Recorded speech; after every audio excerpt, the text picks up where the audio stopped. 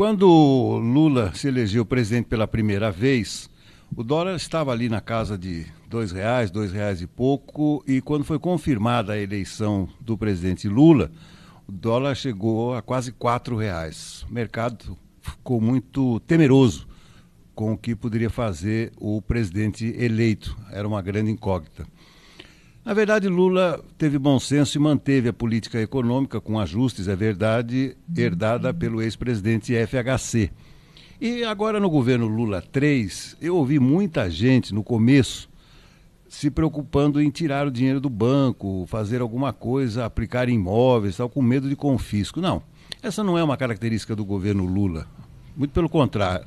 A característica mais marcante do presidente Lula é arrecadar. Por isso, o ministro Fernando Haddad não faz outra coisa a não ser taxar, procurar meios de arrecadação de impostos para manter a gastança do presidente Lula. E agora tem o problema das bets.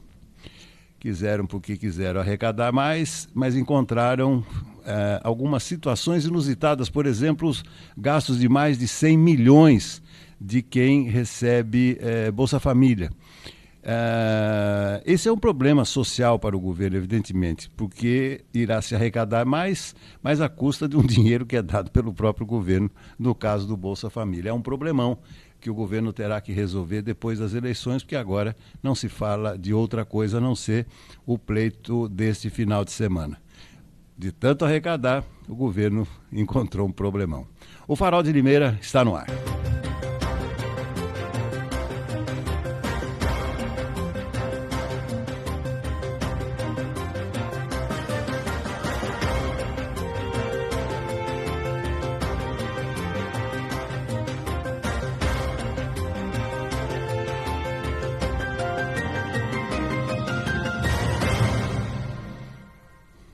Estamos de volta, dia 3 de outubro, ano é 2024. A partir de agora, mais uma edição do nosso Farol de Limeira. E logo de cara, vou me desculpando aí, tivemos problemas técnicos aí difíceis de resolver nos últimos 2 dias. Só foram sanados ontem, no finalzinho da tarde. Agradeço aí, inclusive, o meu companheiro J. Neto, que me ajudou aí nessa empreitada em busca de soluções. Tudo resolvido. Vamos aí nessa semana decisiva, semana de eleições, e eu faço contato agora com José Antônio Encinas, que está de volta. Tem muita coisa para a gente conversar. Encinas, vamos lá. Seja muito bem-vindo. Um abraço, amigo. Outro abraço para você, Beto, e para todos que acompanham o nosso farol. Já estava com saudade, Beto. Também, estava desesperado aqui. Ô Zé, mas logo de cara, deixa eu fazer um desabafo aqui e dirigir esse desabafo para as pessoas que ainda brigam por times de futebol. Olha, os jogadores não valem absolutamente nada, nem hoje, nem no passado talvez, mas eu vou dizer uma coisa para você. A exibição do Flamengo ontem, Zé, comprovou que o Tite que era o problema, não era o problema do departamento médico, não era isso. O Flamengo fez um partidaço ontem, o Corinthians só não apanhou demais porque realmente tem um bom goleiro ali, mas jogador é sem vergonha mesmo, viu, Zé? É verdade, Beto. Até o Gabigol ontem resolveu jogar bola, né, Beto? E ele que fazia meses e meses que não marcava gol. Ontem chegou até a marcar um que estava ali, né, Beto? Um pouquinho impedido, mas ele até jogou com vontade, né? Ou seja, porque o amigo dele, né, que tinha jogado com ele, o Felipe Luiz, era o novo treinador, né? Então, realmente eu concordo com você, Beto. Jogador, quando quer derrubar técnico, eles entram em campo sem a mínima vontade de dar aquele algo a mais, né, Beto? Fazem apenas o básico ali, mas não se dedicam, não jogam com aquela gana, né? Que tem que ser, né, Beto? A partir do momento que o jogador é profissional, está recebendo um bom salário para defender aquele clube, ele tem que entender que tem milhões de torcedores que adoram aquele time, né? Então ele tem que fazer, dar o seu máximo, né, em campo, todos os jogos, né, Beto? E o Flamengo não estava fazendo isso. E ontem, né, jogou bem melhor do que com o Tite e venceu por 1-0, né? E agora o Corinthians tem a chance de daqui 18 dias, né, Beto, decidir em casa e poder até chegar na final, Beto. Tá certo, tá certo. Ô Zé, por falar em futebol, tá chegando aí o aniversário da Inter, né? Da Internacional. Isso, Beto. Isso, a Inter faz aniversário no dia 5 de outubro, né, 5, né? Beto? 111 anos, Beto. Olha só, né? Que A Internacional completando 111 anos, né? E é muito interessante, né? A gente vê todas as dificuldades que teve ao longo dos anos, as glórias, né, Beto, que ficaram aí na memória de todos os torcedores. É uma data muito, muito lembrada aí por todos os leoninos, Beto. Tá certo, tá certo. Bom, Zé, vamos atualizar então a quem nos acompanha das principais notícias desses últimos 2 dias, meu amigo. Olha, Beto, nós tivemos aí nos meios policiais, né, muita coisa, né, Beto? Mas assim, o destaque negativo, né, Beto, foi para aquele feminicídio, né, Beto, ocorrido na rua Pedro Zacarias, Beto, ali perto da Câmara Municipal, né, quando um homem acabou matando a esposa em plena calçada ali da via, Beto, e muitas pessoas passando com os carros filmaram essa cena, muitas dessas cenas foram colocadas aí nas redes sociais, realmente muito triste, né, Beto? Então, o Erivaldo dos Santos Moura, de 50 anos, ele acabou matando a Lucilene Machado, de 44 anos, que era ela tinha uma empresa ali, Beto, uma esmalteria, né? Ou seja, ela era uma manicure, ela cuidava das unhas, aí tinha uma grande clientela, uma pessoa bem quista aí na nossa sociedade, e ela foi assassinada, e o motivo alegado por ele teria sido uma traição, Beto. Agora, é difícil você comprovar, né?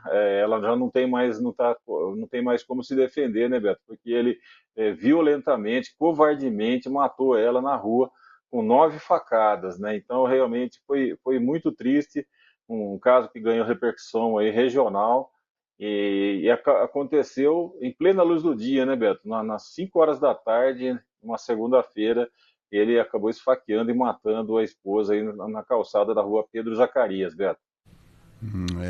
Fiquei sabendo desse fato também, inclusive a Márcia conhecia essa profissional, né? Ela ficou bastante entristecida e um crime, né? Um crime chocante, mas você disse tudo, né? Antes de tudo, um crime covarde, né? Ah, Um homem que faz covarde. isso é um covarde. E o duro é que era casado há 30 anos, velho, É, 3 filhos, né? Sabe, se tá com algum problema no relacionamento, né, Beto? Senta, conversa, se separa, se for o caso, mas jamais fazer um ato violento desse, né? Terrível, Beto. Olha, foi chocante mesmo, porque muitas pessoas que estavam passando com os carros ali, e você sabe, o movimento naquela rua ali, à tarde, principalmente, né, Beto? De manhã e à tarde, é enorme, né? Muitas pessoas filmaram ele cometendo o crime em plena luz do dia, né, Beto? aí tá o negócio, né? Se faz tudo hoje para ter os tais de likes, né? Por isso que eu nunca me importei com isso, porque senão você fica amarrado a sucessos eventuais, né? Em casos mais expressivos de monetização disso, né? Isso aí virou algo muito pernicioso aqui nesse mundo digital, né? No mundo das mídias sociais. Bom, Zé, o calorão continua, mas parece que agora teremos aí um ar mais fresco de amanhã por diante, né? É, hoje, né, Beto, até sábado aí parece que vai estar um pouco mais fresquinho, mas a partir de domingo vai voltar esse calorão e na terça-feira prometem de novo aí, Beto, na faixa dos 37 graus à tarde. Ontem estava insuportável, né, Beto? Olha, ontem eu sofri, viu? Mesmo com ventilador, com um pouquinho de ar-condicionado, estava difícil de aguentar, viu, Beto? Você sabe que eu até printei a temperatura, né, que marcava o meu celular, para depois mandar para o Giovanni, até esqueci, né? Eu não me lembro de ter visto assim. Claro que não é, né, a temperatura, é o jeito mais confiável da gente saber da temperatura, Sim, mas sim. ontem no meu celular marcava aqui em Limeira 38 graus. Eu, Isso, eu, meu eu, também. eu não me lembro de ter visto isso, viu, Zé?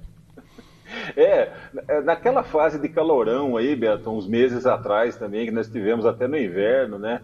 Um pouco antes do inverno também, no outono, tivemos ali um calorão, umas tardes quentes, assim. Eu cheguei a notar também 38, né? Mas realmente esses últimos dias foram muito difíceis. E hoje, pelo menos aí pela previsão, é de 8 graus a menos do que ontem, ou seja, vamos chegar na casa dos 30, 31 aí no máximo hoje, né? Então está bem mais agradável, né, Beto? Mas a tendência aí, segundo a previsão, né, é de que no domingo já começa a esquentar bem, segunda bem quente e na terça teremos aí até 37 graus, ou seja, vamos ter que retomar esse calorão aí na próxima semana, Beto. Tá certo. Zé, para a gente caminhar para o fechamento, tá postando uma matéria agora no portal da Tribuna, né? Pelo menos 9 estados brasileiros determinarão a lei seca no período eleitoral. Aqui em São Paulo, se não me engano, nos últimos pleitos não está valendo a lei seca, né? Que valeu por muitos anos aqui no nosso estado de São Paulo. A Secretaria de Segurança do Estado de São Paulo ainda não respondeu à Agência Brasil, que foi o veículo que deu a informação, mas o fato é que muito provavelmente não teremos a lei seca. A lei seca, Zé, na minha opinião, eu queria ouvir a sua, mais estimulava o pessoal a ir para os botecos ali, ficarem todos acantoados ali, do que propriamente, né, restringir alguma coisa, né? Ah, é verdade, né, Beto? Para inglês ver, como diria o outro, né? Porque você me fez lembrar, Beto, uma vez que eu fui num supermercado, num dia de eleição, né? Você vai e vota, né? Eu votava ali na Escola Prada, e aí eu fui no mercado que tem em frente ali, né, Beto? Eu entrei e as gôndolas onde ficavam as bebidas, Beto, estavam cobertas por lonas, né? Você não podia comprar aquela bebida que você gosta, né, para tomar ali, para refrescar durante a tarde. Realmente você me fez lembrar dessa situação, mas hoje em dia, né, Beto, tem até delivery de bebidas, ou seja, é praticamente impossível dar certo uma situação dessa, né?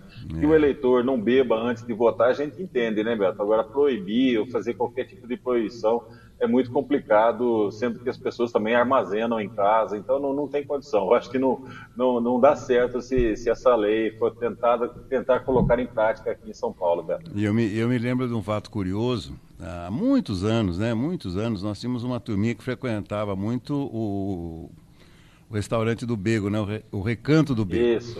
E o Bego, hoje não, né? O meu grande amigo, irmão, Bego, hoje ele mudou o fornecedor de chopp, então não dá mais, já faz muito tempo para tomar um choppinho lá no Bego. Eu vou lá, quando eu vou com a Márcia, ela gosta de tomar uma caipirinha, que o Celso prepara, só o Celso sabe fazer aquela caipirinha que ela adora. E aí eu acabo tomando uma latinha de cerveja mesmo, porque o chopp é muito ruim. Mas eu me lembro, há muitos anos, né, o Bego quase surtou com o nosso companheiro Oswaldo Davoli. Por quê? Porque ele insistia em pegar chopp na chopeira, com o restaurante lotado, a proibição valendo, ele pegava o chopp na chopeira e ia tomar nos fundos do restaurante. Então isso causava um constrangimento danado, porque todo mundo também queria ter o mesmo direito, né, o mesmo privilégio. E aí, olha, eu sei que o Bacon quase saiu no tapa lá com o Davoli, tal insistência dele, viu, Zé? Mas, Beto, mas também se coloca na posição dele, né? Claro. Lógico, uma tarde calorenta, você vai lá, quer tomar aquele chopinho, tá ali do seu lado, na sua frente, né, Beto? Parece aquela televisão de cachorro, né, Beto? Os franguinhos girando lá e ele só olhando, né? Não dá pra ficar só olhando, né, Beto? Tá certo. Boa lembrança essa, Verdade. Beto. Verdade, então tá bom. Zé Antônio, muitíssimo obrigado. Nosso retorno já estabelecido. Uma ótima sequência de quinta-feira e até amanhã. Até amanhã, Beto. Ótimo retorno a todos. Tchau, tchau. Valeu, valeu. Vamos agora à redação da Tribuna de Limeira. Vou bater um papo com o Antônio Cláudio Bontorim, que já está conectado conosco. Bontorim, seja muito bem-vindo. Um abraço, amigo. Um abraço, Beto. Um abraço a todos que nos acompanham. Retomando aqui o Farol, né? Depois de alguns problemas técnicos que nós tivemos. Beto, eu ia para o mercado 2, 3 dias antes e comprava um pequeno estoque, sabe? Para colocar na geladeira. Não tinha falta da bebida, não, da cervejinha, porque eu tinha em casa, né? É evidente que eu não ia votar depois de tomar uma cerveja. Mesma coisa que pegar um carro para dirigir depois de beber, né? Verdade. Mas posteriormente, no almoço, fazendo almoço, aquela coisa toda, aí não, né? Aí acabava de entornar, né? Mas apenas quando não tinha plantão de trabalho no jornal, né? Aí, quando tinha plantão, não dava também, né? Principalmente por causa da apuração das eleições, que a gente ia até altas horas, né? Verdade, verdade. É isso aí. Bom, lembrando, falar em eleição, lembrando que você tomar uma cerveja, errar o candidato, dá tempo de você corrigir, né? Dá uma olhada, vê se apertou o número certo, porque você espera 4 anos para escolher um vereador, escolher um prefeito e erra na hora porque tomou uma cerveja. Corrija, tem técnica para corrigir. É isso aí. Exatamente. Hoje nós podemos corrigir. Antigamente tinha que escrever o nome, aí ficava difícil, né? Exatamente, exatamente. Bom, Cláudio, tem muita coisa para a gente colocar em dia, mas eu queria começar com você com algo, claro, a gente dá as emoções também que a gente sente aqui, né?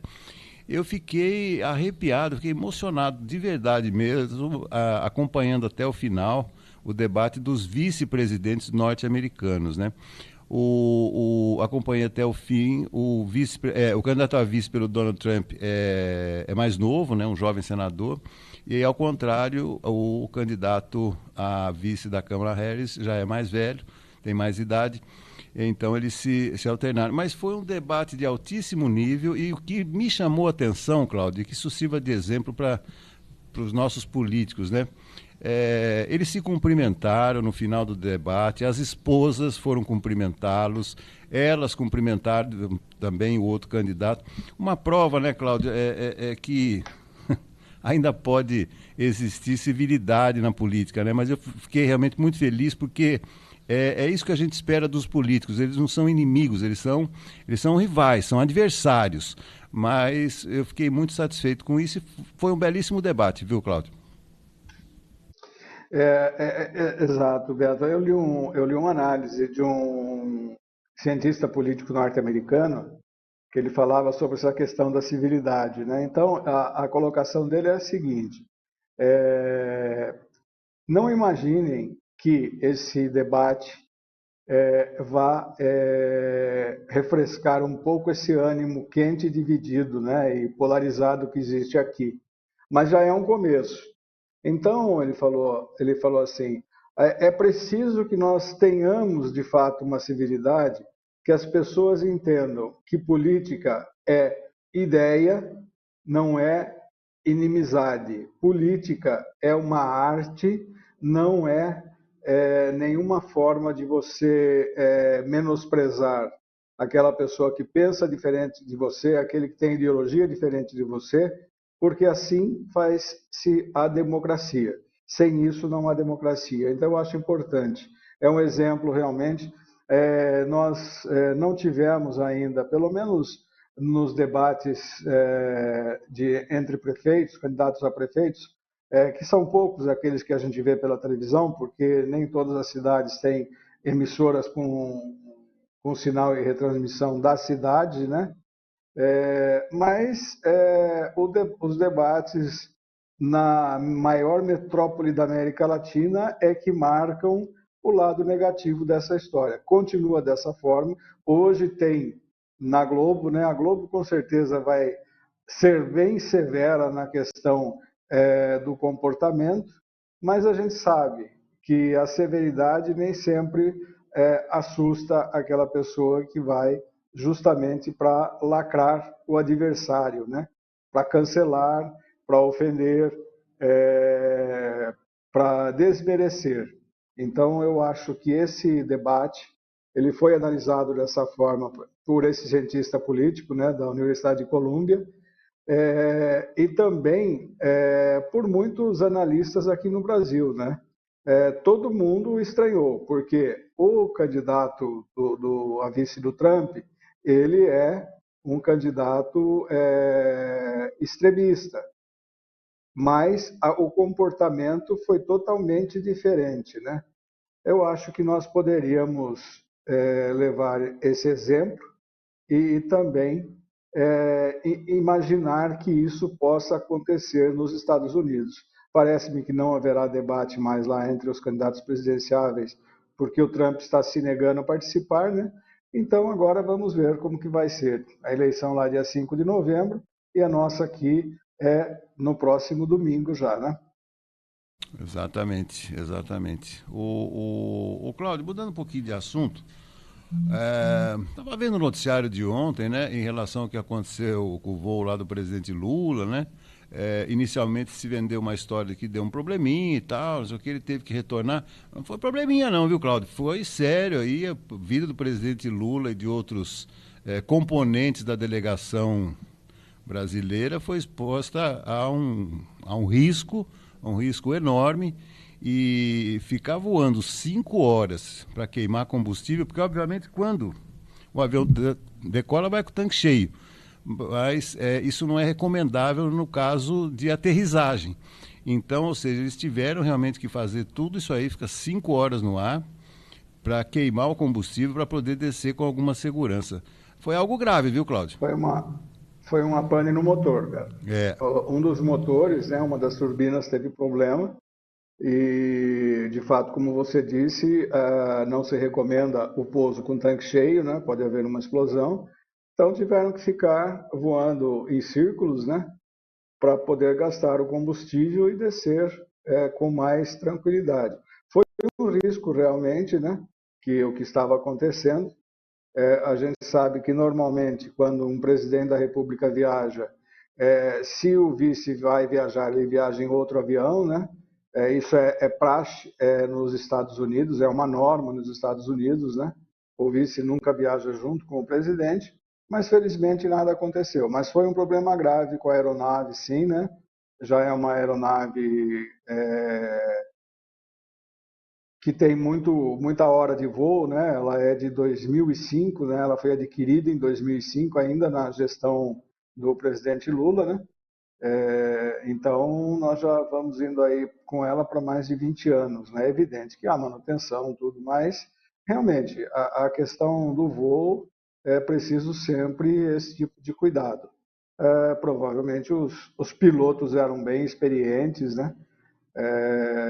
Com certeza integrantes das Forças Armadas, né, da FAB principalmente, né, da Força Aérea Brasileira, e conseguiram fazer esse pouso de emergência após o gasto de combustível, né?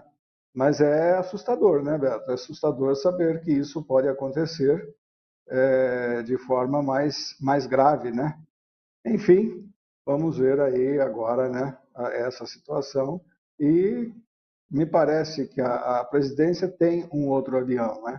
Mas é preciso uma revisão realmente para ver o que aconteceu nesse motor. Tá certo. Bom, hoje teremos o debate da Globo, vai ser bem curioso ver o último encontro, né, dos prefeituráveis de São Paulo. Lembrando, esse debate vai ao ar às 10 da noite. E amanhã, né, Cláudio, a gente faz um panorama geral no nosso debate Farol, último debate Farol antes da eleição de domingo. Tá bom? Combinado? Com certeza, Beto, não tenha nem dúvida disso. Hoje também termina o prazo das campanhas eleitorais na rádio e televisão do primeiro turno, né? A partir de amanhã, já aquela situação de tranquilidade aí, cada um fazendo sua campanha, cada um procurando o seu voto ainda, né? Perfeito. Valeu, até amanhã, amigo. Boa quinta. Até amanhã, grande abraço, uma ótima quinta-feira a todos. Muito bem, muito bem. Olha, vamos agora ao boletim do nosso companheiro César Roberto, depois autoestima 360 graus aqui no nosso Farol, e eu volto amanhã às 11. Bom dia, Beto Lucato. Bom dia, meus amigos do Farol de Limeira. Beto, ontem 2 partidas, né, iniciaram a fase de semifinal da Copa do Brasil. Em Belo Horizonte, o Atlético Mineiro venceu o Vasco da Gama de virada por 2-1. O Vasco saiu na frente com Felipe Coutinho, Guilherme Arana e Paulinho marcaram para o Galo Mineiro. Portanto, Atlético Mineiro 2, Vasco da Gama 1. Jogo de volta marcado para o próximo dia 19 em São Januário, no Rio de Janeiro. Ontem também, no Maracanã, o Flamengo, com o gol de Alexandro, venceu o Corinthians pelo placar de 1-0. Esta partida marcou também a estreia, né, do técnico Felipe Luiz como novo técnico do Mengão. E vou dizer uma coisa para você, hein? O Corinthians só não saiu do Maracanã ontem com uma derrota maior porque o goleiro Hugo Souza fez defesas importantes e evitou que o Corinthians, né, voltasse para São Paulo com poucas chances de passar a final desta competição. Eu não concordei concordei ontem, né, como corintiano que sou, achei que o técnico Ramon Dias inventou muito na escalação. Para mim, ele quis dar uma de professor Pardal e quase que se complicou por inteiro, né? Para mim, não deveria ter entrado com o Fagner está fora de ritmo de jogo, está pesado, está gordo, e foi o responsável direto pelo gol do Flamengo. Enfim, no segundo tempo, o Ramon Dias com algumas alterações, até que arrumou um pouco a casa, né? E 1-0 para o Flamengo ficou de bom tamanho. O jogo de volta marcado para o próximo dia 20 na Arena do Corinthians. Campeonato Brasileiro, na sua principal divisão, Beto, 29ª rodada, nós teremos 2 jogos hoje à noite. Às 19 horas, Criciúma e Atlético de Goiás em Criciúma, e às 9h30 da noite desta quinta, Fluminense e Cruzeiro no Maracanã. Amanhã, Grêmio e Fortaleza, 9h30 da noite em Porto Alegre. E no sábado, o complemento da rodada. Atlético Mineiro e Vitória em Belo Horizonte, Bragantino e Palmeiras em Bragança Paulista, Atlético do Paraná e Botafogo em Curitiba, Bahia e Flamengo em Salvador, Corinthians e Inter de Porto Alegre, sábado às 7 da noite na Arena Neoquímica, no sábado também Cuiabá e São Paulo no Mato Grosso, e o Vasco da Gama recebendo o Juventude lá em Caxias do Sul. Campeonato Brasileiro da Série B, Beto, 30ª rodada, começa hoje também com uma partida lá em Ponta Grossa, interior do Paraná. O Operário de Ponta Grossa vai enfrentar a Chapecoense. Amanhã, América Mineiro e Curitiba em Belo Horizonte. Amanhã, CRB e Paysandu nas Alagoas. Amanhã também, Avaí, Brusque, Amazonas e Novo Horizontino. A Ponte Preta, no sábado, vai jogar em casa contra o Botafogo de Ribeirão Preto. No sábado também em Itu, Ituano e Guarani. No sábado, Mirassol e Vila Nova em Mirassol. E na segunda-feira, 2 partidas. Goiás e Santos em Goiânia. E na Arena Pernambuco, Sport Recife e Ceará. Só lembrando que os jogos do Brasileirão e também da Série B iniciam hoje, né, esta rodada, em razão das eleições no próximo domingo em todo o Brasil, onde nós não teremos jogos nem pela Série A do Brasileiro e também nem pela Série B. Legal? São as informações do esporte, sempre em nome de Vitória Contabilidade. Escritas fiscais, contabilidade em geral e imposto de renda, procure por Vitória Contabilidade, Rua Argentina 437, no Jardim Santana, telefone 34532681. Um grande abraço, Beto, uma boa quinta para todo mundo e até amanhã, se Deus quiser.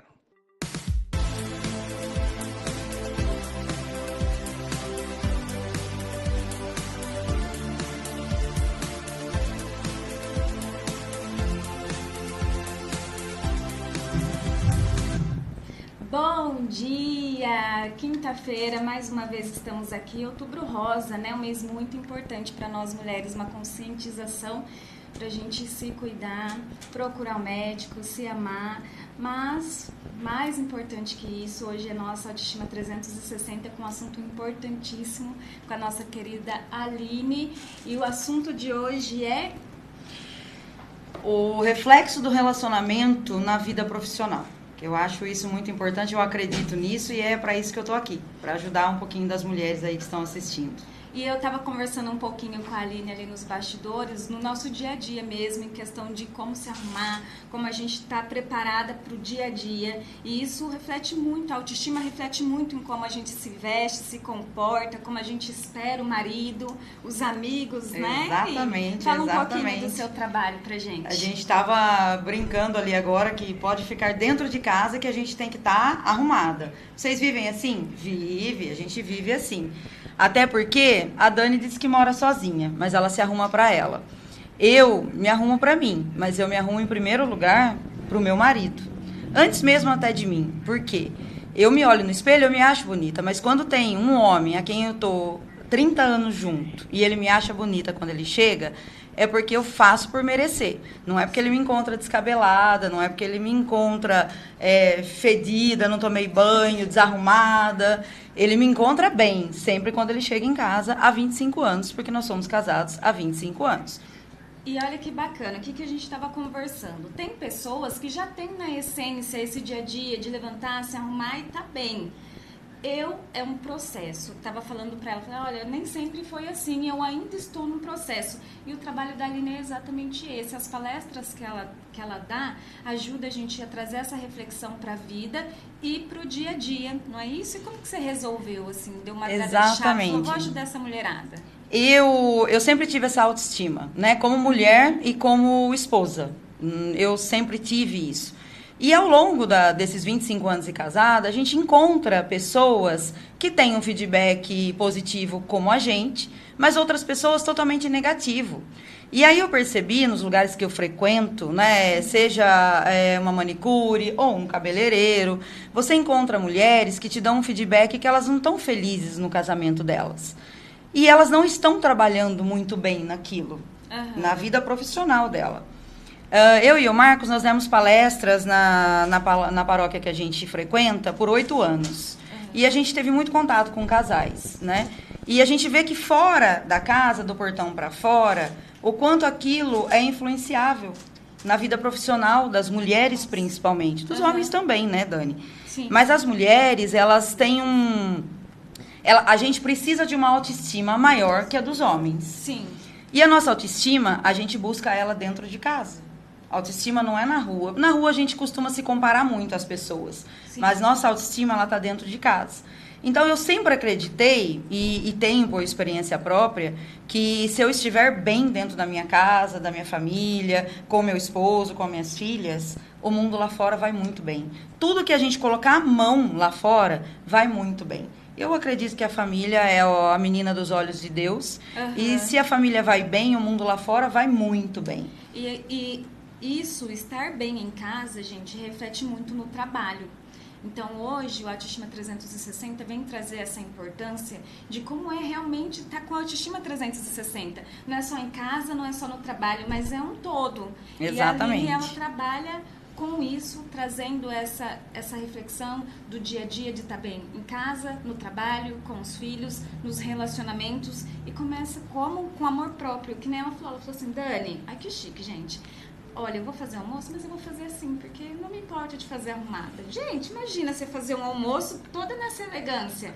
E todo mundo merece, todo mundo pode fazer. Nós estávamos conversando nos bastidores ali, dizendo que parece que a gente que não é normal, né? Porque a gente se arruma. Se arruma para ficar em casa? Sim. Se arruma para fazer uma comida? Sim. Você não precisa estar totalmente arrumada, elegantemente vestida, mas bem arrumada, gente. Isso nos faz bem por dentro, a gente consegue fazer bem com quem mora com a gente e a gente consegue deixar o mundo lá fora mais colorido, mais bonito.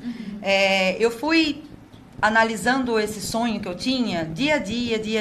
Aí, após 25 anos, eu e o Marco fizemos bodas de prata em abril. Uau, gente. E aí, a gente conversando nas viagens que a gente costuma fazer, a gente conversa muito. É uma das coisas que eu acredito, esse diálogo no casamento. Sim. E a gente conversando numa dessas viagens, ele falou, põe seu sonho em prática. Começa a visitar empresas, né, para dar esse feedback. Na verdade, eu costumo dizer que é uma conversa, né? Porque ninguém sabe tudo, ninguém... Né, é uma troca. Exatamente, é dono da verdade. Mas aí é uma troca de experiências onde eu coloco a minha. Sim. Que como a nossa vida subiu de um nível cultural, eu vou dizer em primeiro lugar, nível espiritual como família, quando a gente começou a ter em mente todo dia, nós vamos nos dar bem, esse é o nosso casamento, estamos juntos e vamos continuar juntos, porque eu me casei acreditando que o casamento até o fim, que essa é uma graça de Deus na nossa vida. E aí, se a gente vai ficar junto até o fim, vamos fazer isso ficar bom. Sim. Então, todos os dias, meu marido, quando chega do trabalho, a gente se abraça. Quando ele vai para trabalhar, a gente se abraça. A gente tem isso. Aconteceu vezes dele ir, a gente tá brigado, um fica assim com a cara pro outro? Tem, óbvio que tem. Meu casamento não é um mar de rosa, gente. Mas aí, quando ele vai, naquele dia, houve uma vez, ele bateu o carro no meio do caminho, porque meu marido trabalha numa outra cidade. Aí, uma outra vez, ele brigou com o funcionário dele, que brigou com o outro funcionário, que brigou... Gente, é uma bola de neve. Então, se você pode levar uma energia boa, leve, e vai começar lá na sua casa. Tudo que a gente faz começa dentro da casa da gente. Tanto que é de bom quanto que é de ruim lá fora. Aline, uma pergunta. Esse dia a dia, esse convívio de vocês, foi uma construção? foi tipo assim, a gente vai ter que construir algo novo porque já tá dando ruim? Sempre é, Dani. Sempre é uma construção. O amor é uma construção, eu acredito nisso. Quando eu conheci o Marco aos 16 anos de idade, quase 30 anos atrás, eu não o amava. Né? Num primeiro momento, o físico importa muito pra gente. Num primeiro momento apenas. Depois disso, a gente vai precisar de uma construção. E o amor é uma construção diária. A gente constrói até hoje. Ele não está construído totalmente e não vai construir até o fim.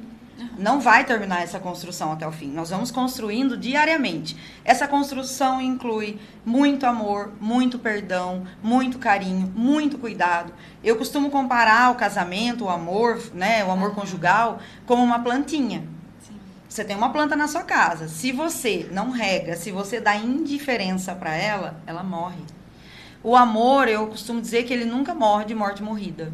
Ele sempre é assassinado. Ai, até arrepiou, gente. Foi assassinado por quê? Foi assassinado porque você não cuidou. Eu me orgulho em dizer que é um doce dever. E essa não é uma obrigação. O Marco nunca pediu isso pra mim. Mas como eu gosto muito de estar na cozinha e cozinhar, o meu marido só senta na mesa e eu sirvo. Sou escrava dele? Jamais. Nunca me senti assim.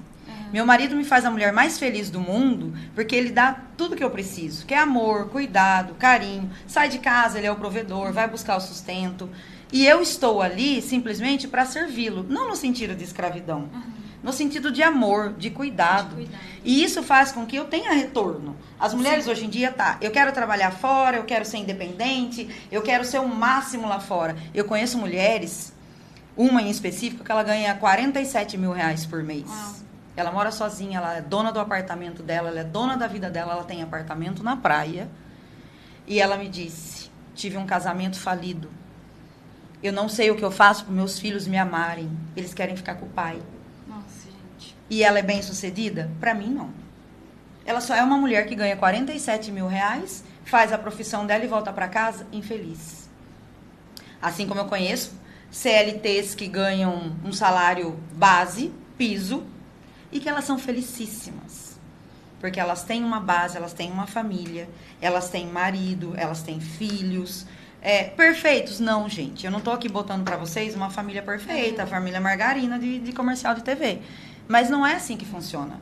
A gente tem que fazer dar certo todos os dias. Para você, Dani, você mora sozinha. Tem dia que você não se suporta. Isso mesmo. Tem dia que você olha pro espelho, você não se suporta. Você tá com TPM, você tá com raiva de você, do mundo, de alguém. Você olha pro espelho e você não se gosta naquele dia. Então, convivendo com outras pessoas é a mesma coisa. Sim. Mas eu quero viver sozinha. É uma escolha sua? É uma escolha. Aline, e quais, na sua opinião, os pilares pra gente ter esse casamento firme, a autoestima no casamento, na profissão? Qual é os pilares principais que a gente deve seguir? Os pilares, o maior deles, obviamente, é o amor. Né? Porque o amor tá lá em Coríntios, que tudo suporta. O tudo suporta, gente, eu não tô aqui dizendo que houve um crime, houve uma agressão física no casamento e você tem que comandar até o fim. Não é isso. Né? Mas o casamento em primeiro lugar, é o amor e respeito. Né? Como você faz isso? Aconteceu alguma coisa, aí vem a segunda coisa, o perdão.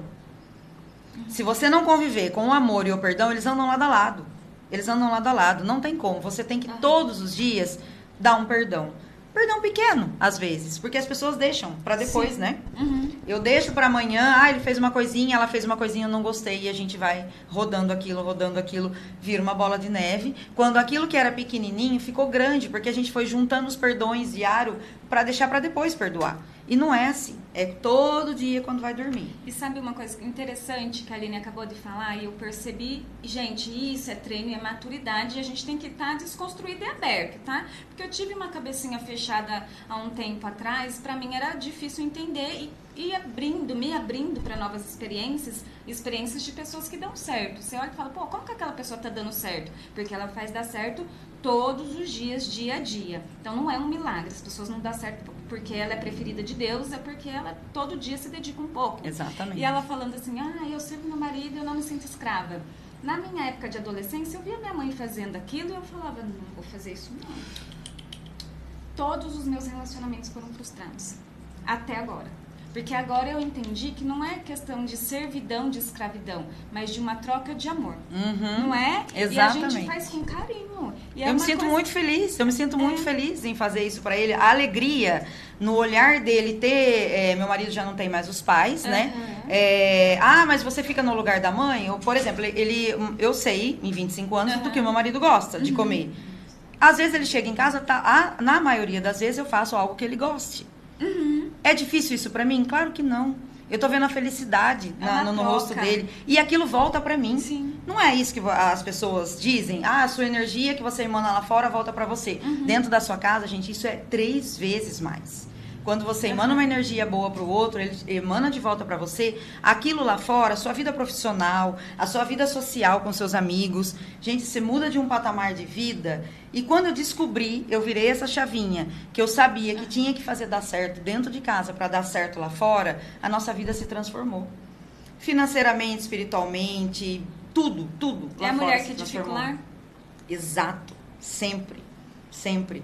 O homem, ele é provedor, ele vai buscar, ele tem que ser um bom pai, um bom marido, agradável, paciente. Mas o que a gente está fazendo para receber? Às vezes a gente está casado com um grande homem e não sabe. Porque eu ouço feedbacks... Ou vice-versa também, né? Sim, mas aí eu falo, comece por você. Sim. Porque eu ouço feedbacks da pessoa dizendo pra mim, Aline, mas meu marido não é igual ao seu. Não é e nem nunca vai ser, porque nós somos únicos. Sim. Mas o que você tá fazendo pra isso voltar pra você? Mas eu não agrado meu marido, eu não sou mãe dele, ele quer que eu faça um bolo, pede pra mãe dele. Mas peraí, ele casou com você. Sim. Muitas pessoas não estão preparadas para se casarem. Então, mas é isso que acontece, que eu percebo muito. Eu vou dar meu exemplo. Gente, nos meus relacionamentos era muito isso de embate. Eu não vou fazer, eu não sou obrigada. Se quiser, faz sozinho. Pra que você vai querer uma pessoa dessa? Você não vai querer. E outra, você não vai ter o retorno que você espera olhando o casamento que tem. Voltando no assunto da minha mãe, ela é casada hoje há 30 e poucos anos também. Mas por quê?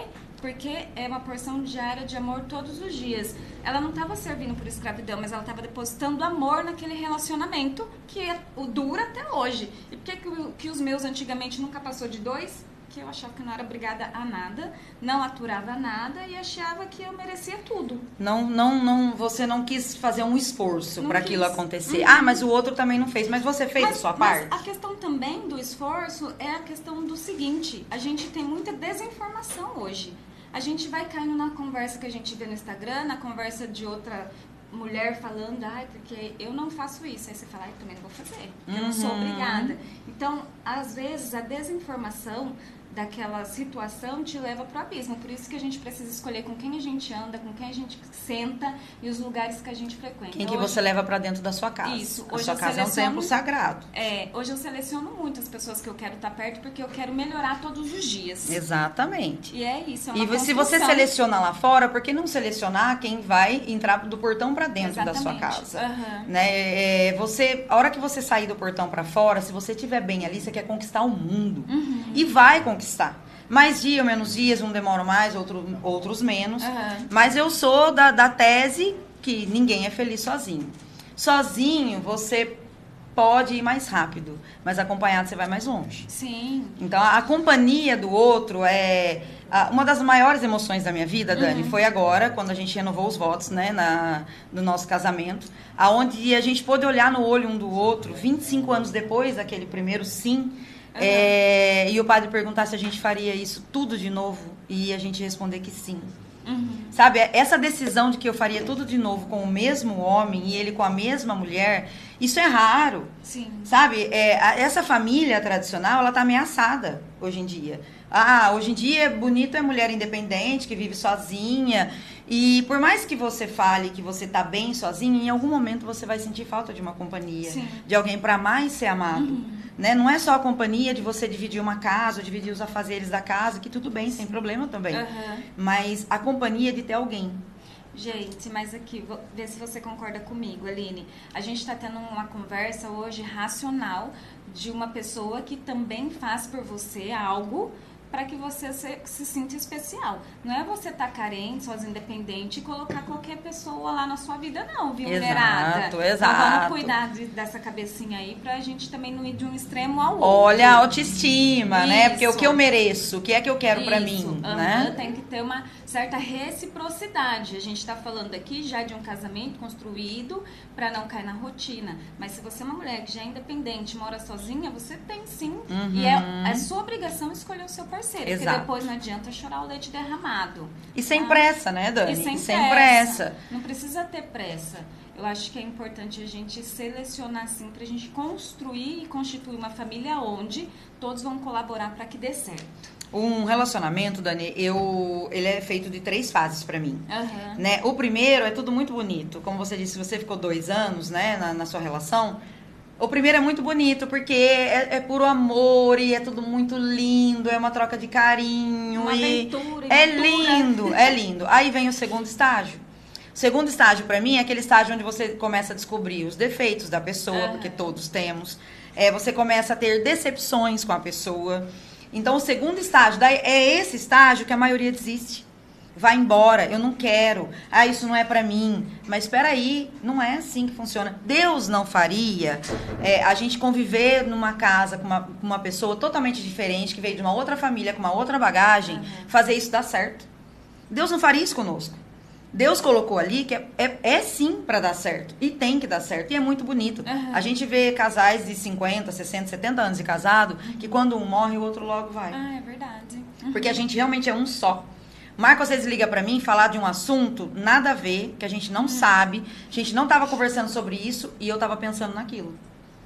Eu falo assim, você tá lendo meus pensamentos? E eu brinco com ele. Caramba, eu tenho que tomar cuidado com o que eu penso. Porque é assim, essa conexão, que eu imagino que é muito mais do que físico. É de alma, né? Que a gente constrói ao longo da vida. E o terceiro estágio, que é o melhor deles pra mim. Que quando você consegue não desistir e passar pelo segundo estágio. O terceiro estágio é aquele onde você olha a pessoa, apesar dos defeitos dela, você a ama. E você quer amar todos os dias. É a fase onde você já consegue enxergar a beleza na rosa que tem espinhos. Então, o terceiro estágio, pra mim, se você consegue chegar até lá, aí você já sabe o que é um romance, um amor na vida. E não deixar de ter romance nunca. E uma pergunta super pessoal agora. Assim, nesses 30 anos, já foi abalada a ponto de quererem desistir? Já sim. Tem dia que você quer dar na cara, né? Não é assim, meu marido, nossa, que lindinho todo dia. Imagina. Houve dias em que eu falo, meu Deus, o que eu tô fazendo aqui?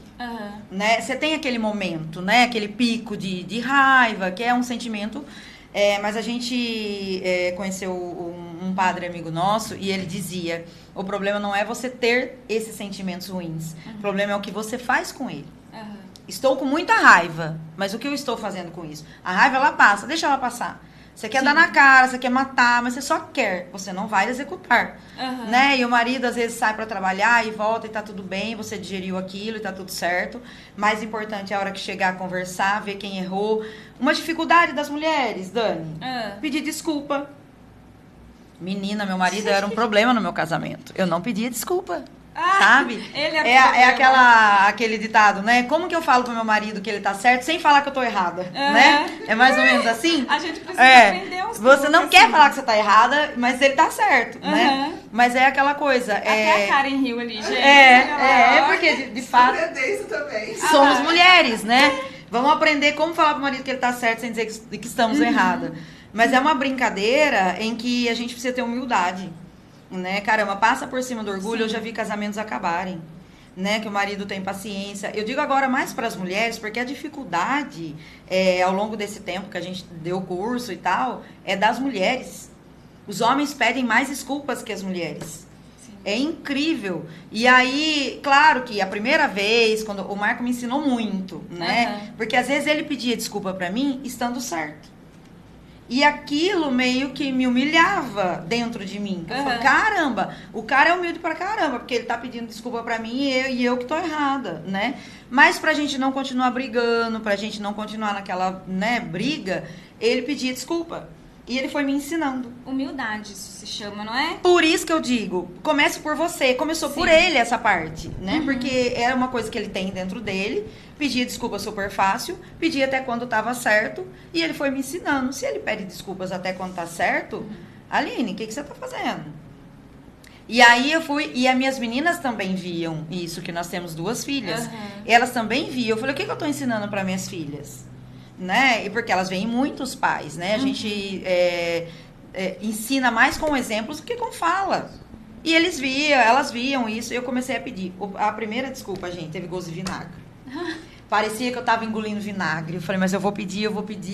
Embolou a garganta, desculpa. Né? Mas um desculpa firme. E, de fato, um desculpa de verdade. Não é um desculpa com ironia, né? E aquilo eu fui percebendo que fez bem pra mim. Mais pra mim até, eu acho que do que pra quem tá precisando dar desculpa pra você. E sabe uma coisa que eu aprendi, que eu acho super legal? Às vezes a gente fica nervoso, tem um pico que a gente nem percebe o tom de voz alterado ou o que a gente tá falando. E agora eu pergunto, por exemplo, assim... Você tá percebendo que você tá falando grosseiramente comigo? Ai, desculpa, é porque eu me alterei, é sem querer.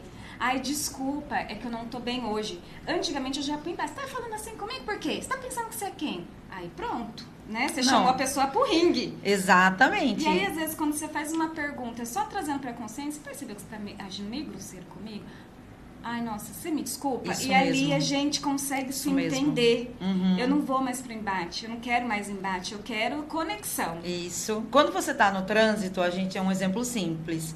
Se você fez alguma coisa, alguém fez alguma coisa, passou na sua frente e tal, naquele dia, você dá uma buzinada, bravo com a pessoa põe a mão pra fora e fala, me desculpe, eu não vi. Olha, ele acaba com você. Acaba. Se você quiser devolver a briga pra ele, você não consegue. Você porque a pessoa graça, exatamente. Né? É isso e dentro, mesmo. por que não dentro de casa? Né? As pessoas têm um mal na vida é de tratar a secretária do trabalho melhor do que a esposa em casa. Melhor do que o marido. Você conversa com amigos no trabalho, trata melhor, e a sua esposa, tudo bem, dentro de casa é o lugar que a gente tira a máscara. A gente precisa de máscara na rua, socialmente, porque ninguém é 100% e ninguém te aguentaria. Sim. Mas as pessoas de casa não são obrigadas a aguentar você totalmente. Seja mais gentil. Sim. Seja mais amoroso. Né? Não bate de frente, como você diz, não é um ringue. Não é um ringue, né? Não é um adversário, gente. Eu já falo alto, você imagina, se eu tiver que responder o Marco bravo, eu vou responder 2 vezes mais alto que ele. E aí ele vai responder mais pra mim de volta e assim não vai chegar a um consenso. E às vezes a gente briga, né, discute, e eu olho pra ele e falo, largar a gente não vai. Porque antigamente, no começo de casado, eu ficava 3 dias sem falar com ele. 3, 4 dias, sem problema nenhum com isso. Ele vinha falar comigo, eu não falava com ele. E aí eu percebi, pra quê? Eu perdi tempo na vida. Eu perdi tempo de perdoá-lo mais rápido pra gente conviver, ir num restaurante, ficar bem, ir passear, fazer alguma coisa. Eu não perdoava tão fácil, né? E ficava sem conversar. Gente, a gente não se separou, tá junto até hoje, não vai se separar, porque eu falo pra ele, viu? Aqui até a glória, querido. Aqui vai até a glória de Deus. E exatamente. Eu falo, aqui só a hora que a morte levar um de nós dois. E aí eu falo pra ele, se a gente não vai separar, vai adiantar ficar brigado o dia inteiro? Vai adiantar ficar brigado 2 dias? Não. Então faz as pazes logo, resolve, porque 90%, 99% eu até digo, dos problemas conjugais são resolvidos. As pessoas que vão postergando, só que aquilo vai juntando, gente, o barril uma hora transborda.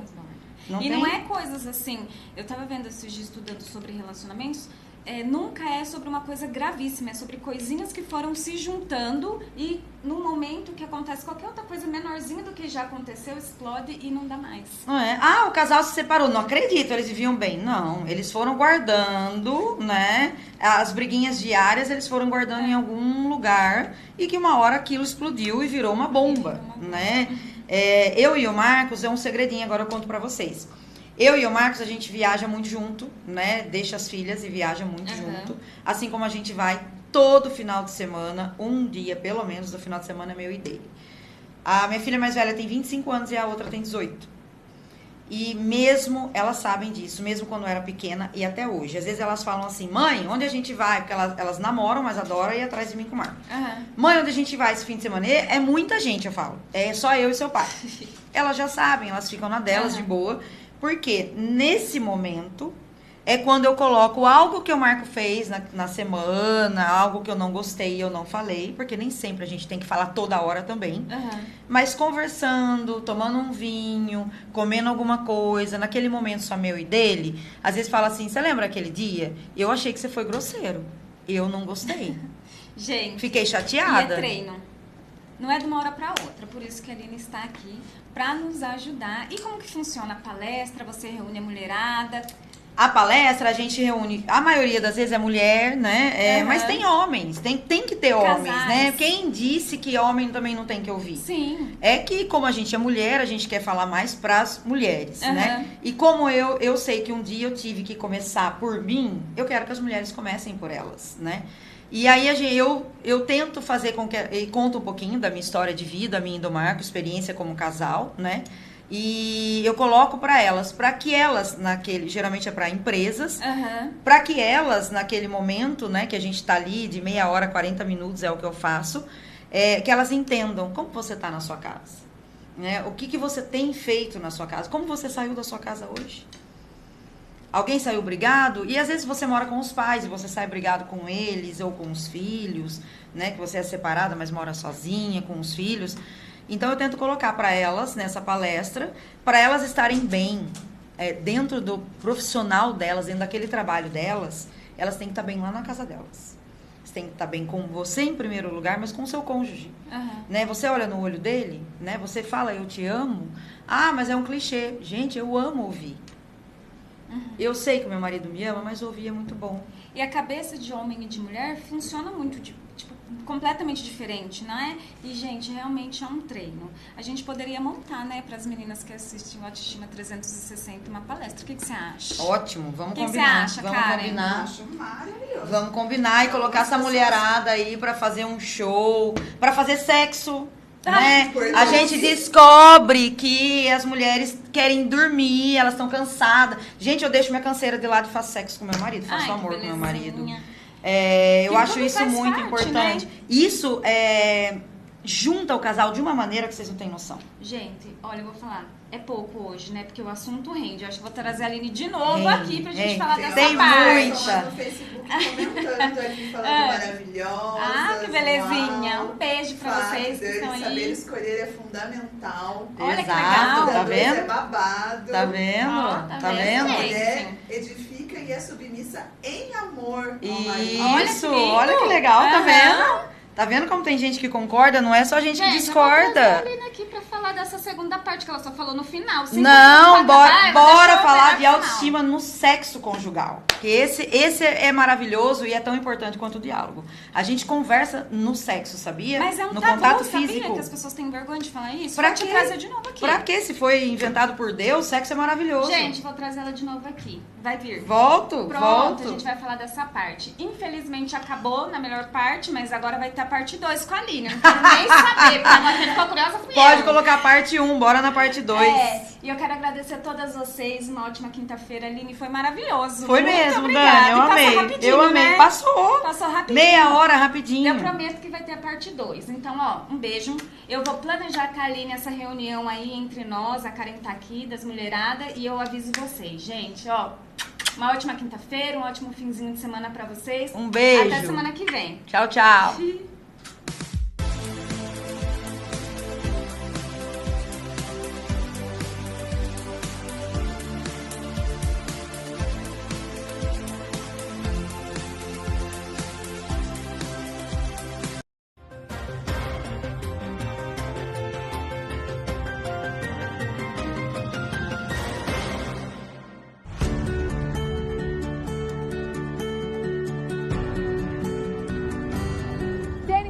Na área mais valorizada de Limeira, esse é o Cidade Universitária 2. Todo o sucesso do Cidade Universitária 1, agora em seu segundo e último módulo.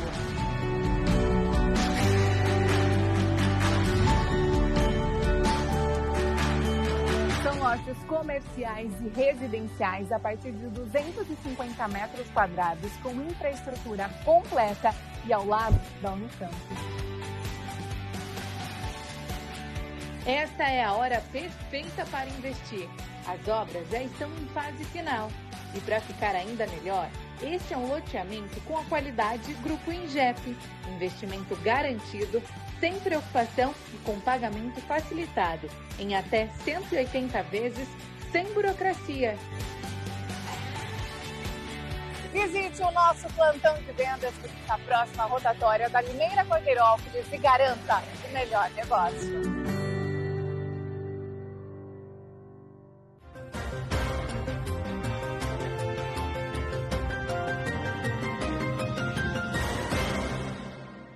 Ontem falávamos aqui a respeito do preconceito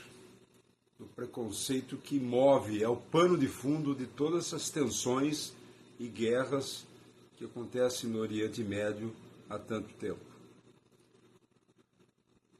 E tem outra coisa que está pegando muito, principalmente no Brasil, que é o excesso de polarização política. Que polarização sempre houve no Brasil, desde antes de Getúlio Vargas. Quando ele tomou o poder em 1930 já havia, e foi, à medida que o país foi se urbanizando, deixando de ser predominantemente rural, aumentam as tensões, as polarizações, os embates ideológicos, políticos. Mas o ápice dessa polarização começou com uma frase, a meu ver, quando da primeira eleição do presidente Lula, no começo dos anos 2000, quando ele usou nós e eles. Ele falava nós, se colocando como mais pobres, e eles, os mais ricos.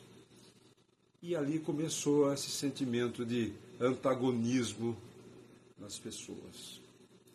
Isso foi crescendo à medida que a população aumentava, que os interesses econômicos aumentavam, que o país ficava mais forte economicamente, e atingiu o ápice no governo Bolsonaro, quando o ex-presidente fez inúmeros cortes no meio artístico, de verbas, aquelas coisas todas, tem a parte ideológica, então ele virou